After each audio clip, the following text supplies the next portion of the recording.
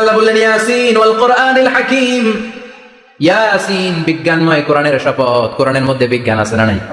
অভাব নাই। কয়টা শুনবেন? আল্লাহ কসমোলজির কথা বলেছে, অ্যাস্ট্রোলজি কথা। কসমোলজি হচ্ছে সৃষ্টি তত্ত্ব। কসমোলজি কি? সবাই বলেন কসমোলজি কি? আল্লাহ বললেন আওয়ালাম ইয়ারাল্লাযীনা কাফারু আন্নাস সামাওয়াতি ওয়াল আরদা কানাতা রাতকান ফাফাতাকনাহুমা। কাফেররা কি দেখে না মহাবিশ্বের সবকিছু একসাথে মিলে ঝিলে ছিল, বিশাল এক বিস্ফোরণের মাধ্যমে আমি মহাবিশ্ব তৈরি করেছি। সুবহানাল্লাহ। আদিতে শুরুতে কিন্তু সব আকাশ, বাতাস, জমিন, চন্দ্র, সূর্য, নক্ষত্র, গ্রহ, নিহারিকা পুঞ্জ, গ্যালাক্সি, ব্ল্যাক হোল সবকিছু মিলেমিশে একসাথে ছিল। এটার ঘনত্ব ছিল খুব বেশি। মহাবিশ্বের সবকিছু ছিল একটা বিন্দু। এটাকে বিজ্ঞানীরা নাম দিয়েছে দ্য সিঙ্গুলারিটি, মহা একত্ব। এরপর একটা প্রচন্ড বিস্ফোরণের মধ্য দিয়ে মহাবিশ্ব সৃষ্টি হয়েছে। এটার ওরা নাম দিয়েছে বিগ ব্যাং থিওরি। কি নাম? স্টিফেন হকিং মারা গেছে না গত বছর নাকি?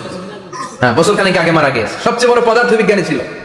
সে একটা বই লিখেছে from the brief history of time, a brief history of time from big bang two black hole.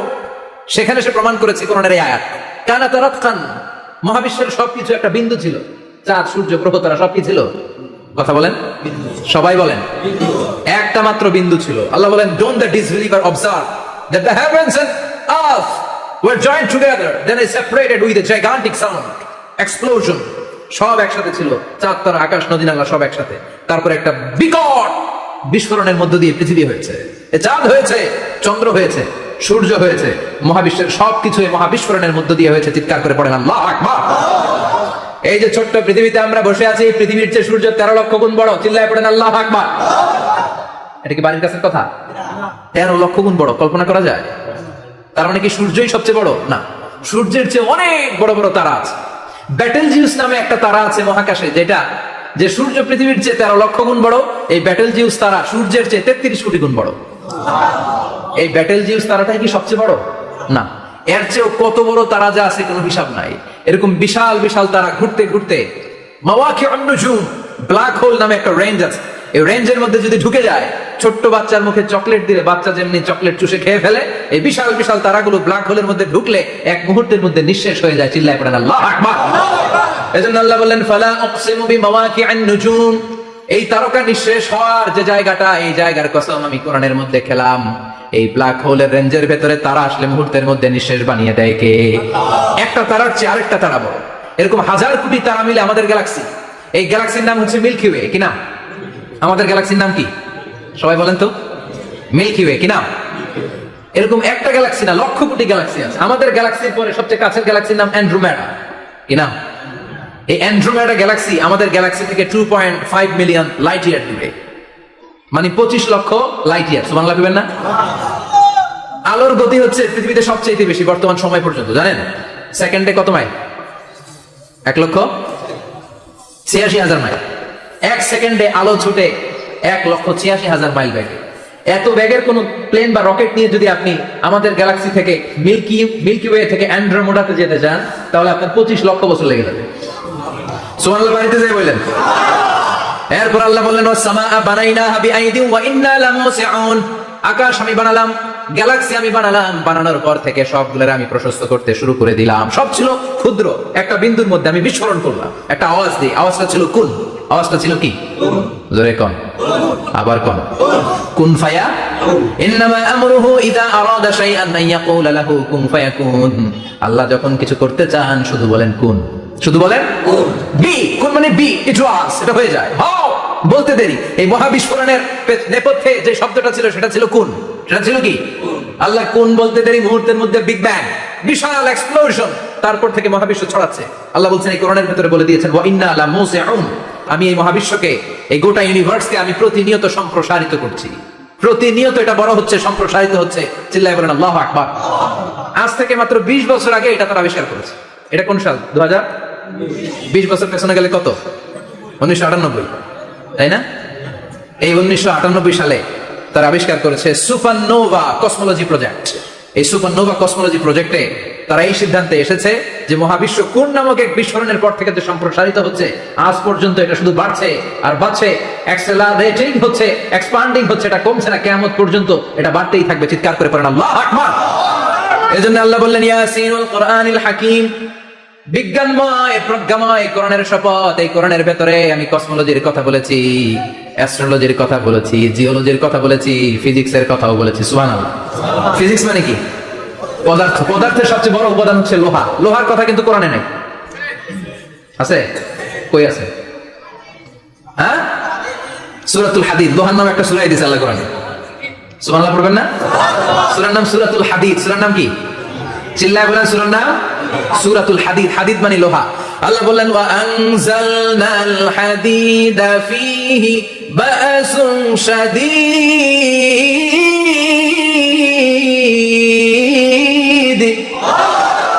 ওয়া আনজালনাল হাদিদ ফীহি বা'সুন শাদীদ, আমি লোহা নাযিল করলাম আর লোহার ভেতরে আমি ভয়ঙ্কর শক্তি ঢুকায় দিলাম। সুবহানাল্লাহ। ফীহি মানাফিউ লিন-নাস, লোহার ভেতরে মানুষের জন্য অনেক কল্যাণ আছে। সুবহানাল্লাহ। লোহা ছাড়া পৃথিবীতে কিছু হয়? আংটি বানাতে লোহার দরকার আছে না নাই? ঘড়ি বানাতে, গাড়ি বানাতে, বাড়ি বানাতে, মোবাইল বানাতে, হেলিকপ্টার, প্লেন, রকেট, মাইকের স্ট্যান্ড। সুবহানাল্লাহ। এমন কোন জিনিস নাই যেটার মধ্যে লোহা লাগে না। এজন্য আল্লাহ বললেন এই লোহার নামে আমি একটা সূরা ডেডিকেট করলাম, ওয়া আনজালনাল হাদিদ ফীহি বা'সুন শাদীদ। আমি লোহাকে নাজিল করেছি। আল্লাহ বলেছেন, খেয়াল করে শব্দটা শুনেন, ওয়া আনজালনাল হাদিদ, আমি লোহাকে উপর থেকে নাজিল করেছি। কি করেছি? কথা বলেন। তার মানে লোহা পৃথিবীতে ছিল না, নাজিল করছে কে? লোহা পৃথিবীতে ছিল? পৃথিবীতে ছিল? পৃথিবীতে থাকলে নাজিল করবেন কেন? এই যে কোরআনটা পৃথিবীতে আগে ছিল, নাজিল করছে কে? কোন ফেরেশতাকে দিয়ে? সাইয়েদনা জিবরাইল। কোন নবীর উপর? বিশ্বনবী মুহাম্মদ রাসূলুল্লাহ। আল্লাহু আকবার। তার মানে ওহী পৃথিবীতে ছিল না, আল্লাহ উপর থেকে নাজিল করেছেন। নুজুল মানে উপর থেকে নিচের দিকে আসা। এই নুজুল শব্দ ব্যবহার করে আল্লাহ বললেন ওয়া আনজালনাল হাদিদ, লোহাকে আমি নাজিল করেছি। তার মানে লোহা পৃথিবীর উপাদান নয়, লোহা এসেছে উপর থেকে। কোন সুবহানাল্লাহ। বিজ্ঞানীরা, পদার্থবিদ যারা গবেষণা করে এটাই পেয়েছেন, লোহা আসলে পৃথিবীর না। লোহা পৃথিবীতে উৎপাদন করা হয় নাই। লোহার যে মলিকিউল, অণু আছে, লোহার একটা অণু তৈরি করার মতো ক্ষমতা পৃথিবীর নাই। ইভেন এই সৌরজগতের কোনো কিছু নাই। সূর্যের তাপে লোহা তৈরি হতে পারে। লোহার ছোট্ট একটা অণু তৈরি করতে কমপক্ষে 1 কোটি ডিগ্রি সেলসিয়াস তাপের প্রয়োজন হয়। তার মানে এটা পৃথিবীর কোনো উপাদান নয়, এটা আনজালনাল হাদিদ। আল্লাহ বলেন মহাবিস্ফোরণের কারণে গলিত অন্য কোনো তারার ভেতর থেকে লোহার উপাদান আমি পৃথিবীর ভিতরে এনে ঢুকিয়ে দিয়েছি। তার মানে পদার্থের কথা কোরআনে আছে না নাই? সুবহানাল্লাহ কইবেন না? এরপরে বায়োলজির কথা আছে না নাই? বায়োলজিক্যাল অ্যাসপেক্ট অফ মাউন্টেন্স, কেমন করে পাহাড়ি রেঞ্জ তৈরি হলো, আছে না নাই? ওয়াজআলনাল জিবালা আওতাদা, পাহাড়কে আমি পেরেক মেরে দিয়েছি। ওমিয়া কাঠের ভেতরে যখন পেরেক মারেন, পেরেকের বেশিরভাগ অংশ কাঠের ভেতরে ঢুকে যায়, উপরে দেখা যায় সামান্য, ঠিক কিনা? তো লোহা যদি আল্লাহ পেরেক মারেন, উপরে যা দেখা যায় এটা সামান্য, আসল পাহাড় তো মাটির নিচে।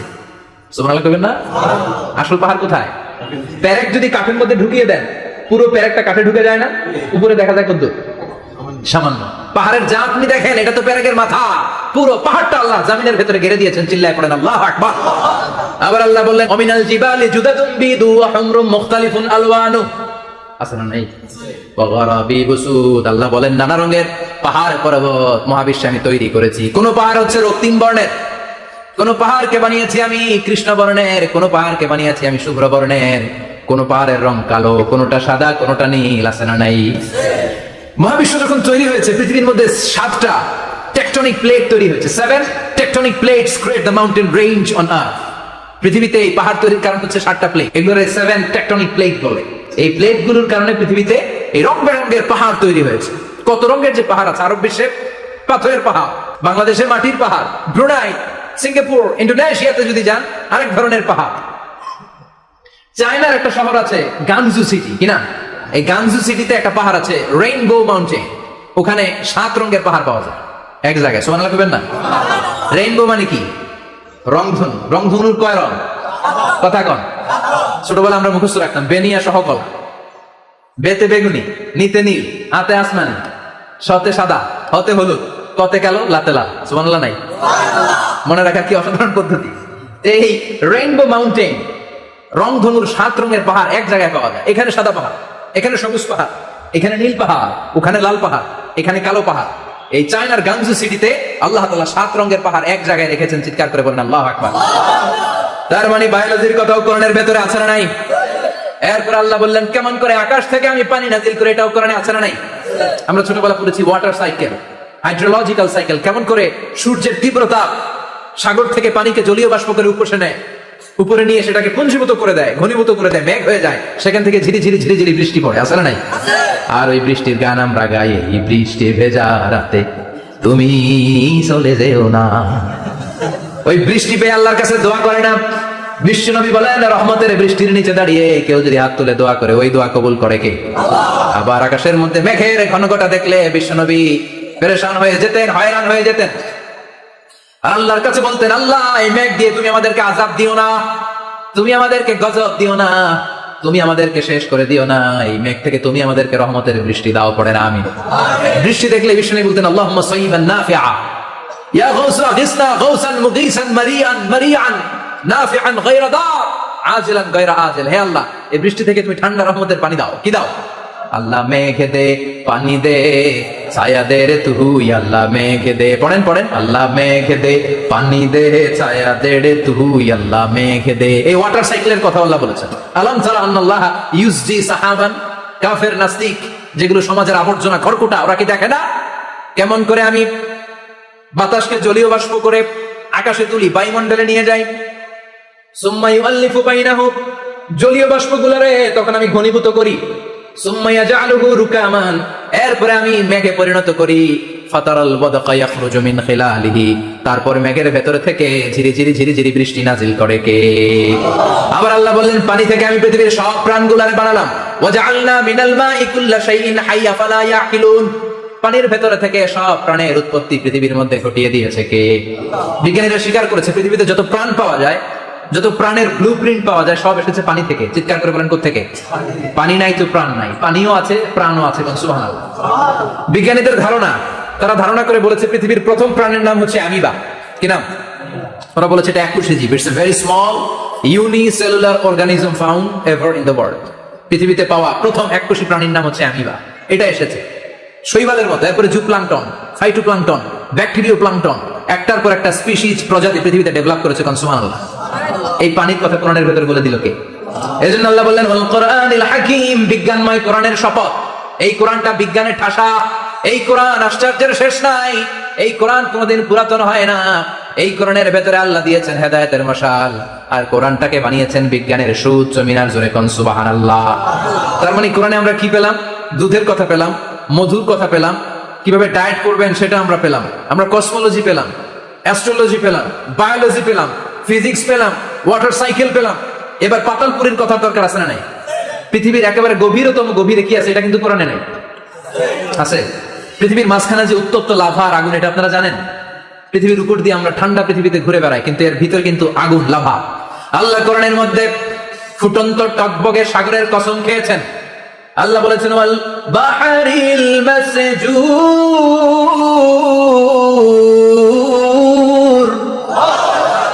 আমি কোরআনের ভেতরে ফুটন্ত টকবগে সাগরের পানির কসম খেলাম। পড়েন সুবহানাল্লাহ। সাগরের পানির ফুটন্ত টকবগে সাগরের পানির কসম। সাগরের পানি আবার ফুটন্ত হয় কি করে? পানি কি হয়? ঠান্ডা। পানি কি? কথা বলেন। আল্লাহ পৃথিবীর ভেতরকার কথা চিন্তা করে বলেছেন, ওয়াল বাহরিল মাসজুর। ইউনাইটেড স্টেটস অফ আমেরিকার নেভাল একাডেমির সায়েন্টিস্টরা এই আয়াতের উপর রিসার্চ করেছে যে সাগরের ভেতরে আবার এই ঠান্ডা পানির ভেতরে আবার উত্তপ্ত আগুনের লাভা প্রকৃতি থেকে রিসার্চ করার জন্য তারা সাগরের ভেতরে পাইপ ঢুকিয়েছে। পাইপ ঢুকাতে ঢুকাতে অনেকগুলো লেয়ার তারা পার করেছে। রূপান্তর শিলার স্তর, পাললিক শিলার স্তর, আগ্নেয়গিরির শিলার স্তর, মার্বেল পাথরের অনেকগুলো শিলার স্তর পেরিয়ে যাওয়ার পরে তারা পাইপ ঢুকানোর পরে দেখতে পেয়েছে পাইপগুলো গলে যায়। পাইপগুলো কি হয়? তার মানে ভিতরে কি আছে? গত কয়েক মাস আগে জাপানে কিছু জিওলজিস্ট, ভূতত্ত্ববিদ, তারা গবেষণা করে পৃথিবীর এক মাথা থেকে আরেক মাথায় যেতে চাচ্ছে, মানে প্রতিপাদ স্থান।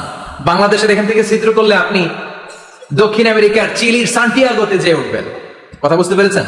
তার মানে বাংলাদেশের প্রতিপাদ স্থান হচ্ছে দক্ষিণ সাউথ আমেরিকার চিলির সান্টিয়াগো। আবার ইন্ডিয়া থেকে ছিদ্র করতে করতে পৃথিবীর আরেক মাথা দিয়ে উঠবেন। সুবহানাল্লাহ বলেন। এটা তারা শুরু করেছে, কিন্তু এখনো সফল হয় নাই। ইউএস এর নেভাল একাডেমির সায়েন্টিস্টরা পাইপ ঢুকাতে ঢুকাতে দেখে একটা পর্যায়ে শেষে পাইপ আর ঢুকানো যায় না, পাইপগুলো পৃথিবীর ভেতরে যেতে যেতে গলে গলে পানি হয়ে যায়। সুবহানাল্লাহ বলবেন না?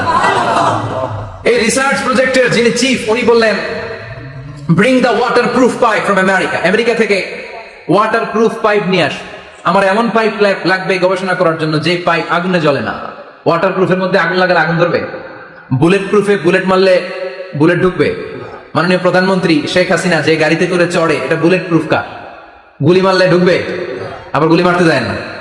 চোদ্দ গোষ্ঠী উদ্ধার করে স্যার আপনার খবরদার। তো আমেরিকা থেকে ফায়ার প্রুফের পাইপ নিয়ে আসা হলো।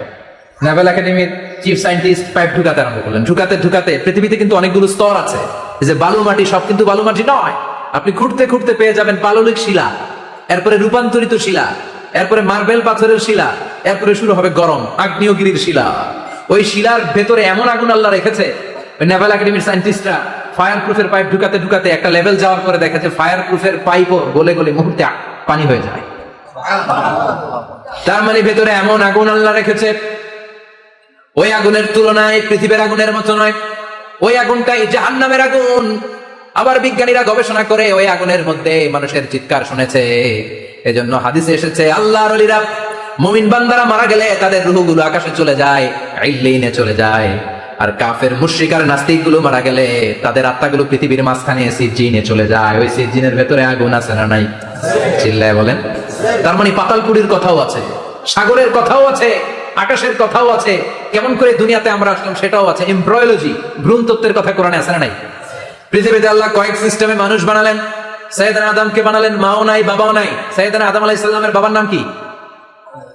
মায়ের নাম কি? মাও নাই বাবাও নাই। আবার সাইয়েদনা ঈসা আলাইহিস সালামকে আল্লাহ তৈরি করলেন, শুধু মা আছে বাবা নাই। আবার আমাদের সবাইকে আল্লাহ বানালেন, মাও আছে বাবাও আছে, ঠিক কি না? এরপরে ছোট্ট এক ফোঁটা নাপাক থেকে আল্লাহ আমাদেরকে বানালেন। এই এক ফোঁটা বীর্যের মধ্যে যে প্রাণ আছে, এটা দুজন বিজ্ঞানী আবিষ্কার করেছে। লিয়েন হুক মাইক্রোস্কোপ যন্ত্র দিয়ে তারা বীর্যের মধ্যে, স্পার্ম ড্রপের মধ্যে গবেষণা করে পেয়েছে যে ওখানে কি যেন নড়ে। ওই এক ফোঁটা ড্রপের মধ্যে কি যেন নড়ে। সেখান থেকে ওরা আবিষ্কার করেছে এই স্পার্মের ভেতরে, শুক্রাণুর ভেতরে প্রাণের অস্তিত্ব আছে। এক ফোঁটা স্পার্মে, এক ফোঁটা বীর্যের মধ্যে 20 কোটি যদি শুক্রাণু না থাকে, ওই স্পার্ম থেকে আল্লাহ বেবি দেয় না, সন্তান দেয় না। সুবহানাল্লাহ।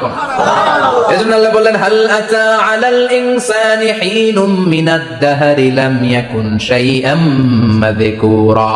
ও মানুষ, কেন এত অহংকার করো?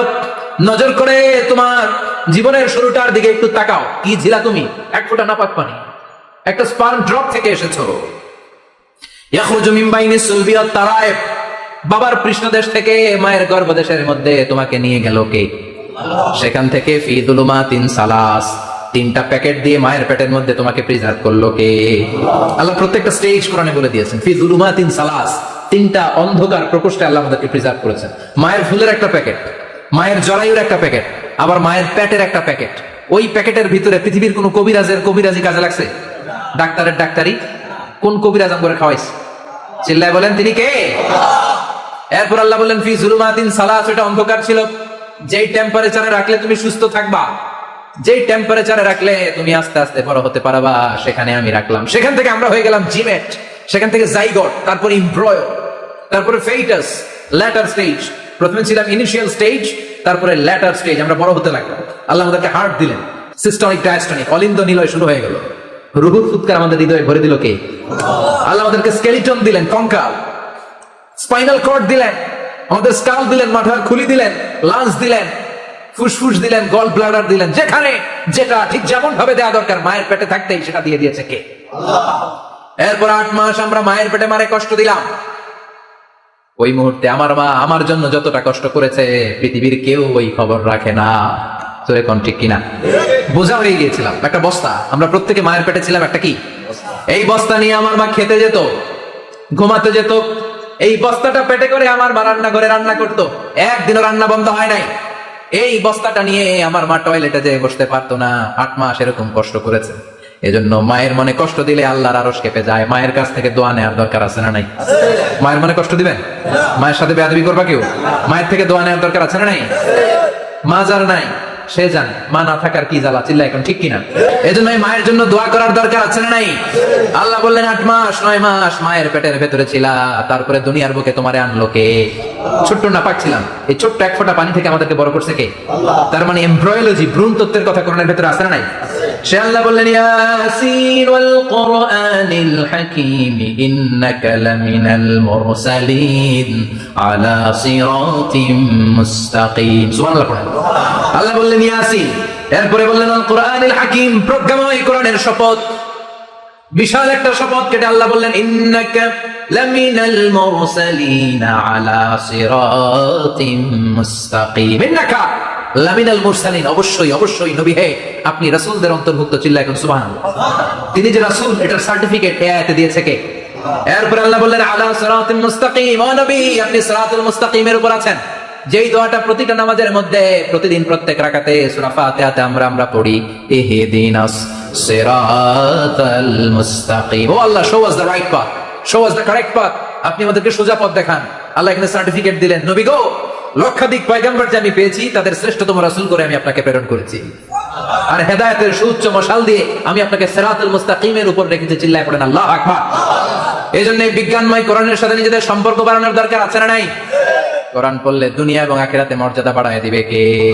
কোরআনের আইন দিয়ে সমাজটারে সাজানোর দরকার আছে না নাই? কোরআন দিয়ে আমাদের সমাজটা সমৃদ্ধ হোক, আমরা চাই কি চাই না? আমাদের দেশটা কোরআন দিয়ে চলুক। আমার লাল সবুজের পতাকা সংসদ ভবনের এক পাশে, আর কালিমার লা ইলাহা ইল্লাল্লাহর পতাকা আরেক পাশে পতপত করে উড়বে, আমরা চাই কি চাই না? সেজন্য কোরআনের সাথে আমাদের সম্পর্ক বাড়াতে হবে, নিজে কোরআন পড়তে হবে, কোরআন বুঝতে হবে, কোরআনের উপর আমল করতে হবে। রাজি আছেন তো? এটাই হচ্ছে সূরাতুল ইয়াসিনের শিক্ষা।